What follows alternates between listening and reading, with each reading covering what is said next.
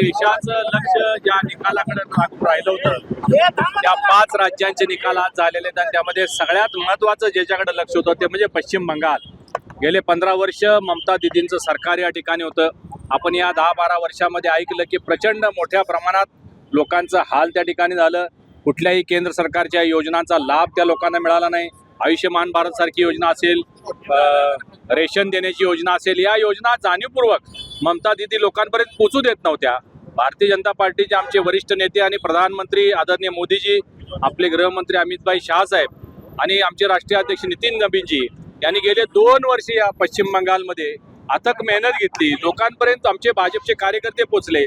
पक्षाची भूमिका त्या ठिकाणी सांगितली, केंद्र सरकारची भूमिका त्या ठिकाणी सांगितली आणि ही जुलमी राजवट उलटवून टाकण्याचं काम पश्चिम बंगालच्या जनतेनं केलं. मी त्या जनतेचं सुद्धा अभिनंदन करेन आणि प्रधानमंत्री मोदीजी ज्यांच्या नेतृत्वामुळं हे शक्य झालं त्यांचंही अभिनंदन करेन.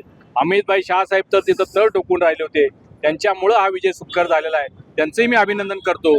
त्याचबरोबर राज्यामध्ये 2 राज्य पाँडिचेरी आणि आसाम इथं एकतर्फी निकाल भारतीय जनता पार्टीच्या वतीनं झालेला लागलेला आहे आणि मोठं मॅन्डेट पक्षाला मिळालेलं आहे. इतर तामिळनाडू आणि केरळमध्ये आपला फार सहभाग थेट नव्हता, त्यामुळे त्या 2 राज्यांचा विषय नाही.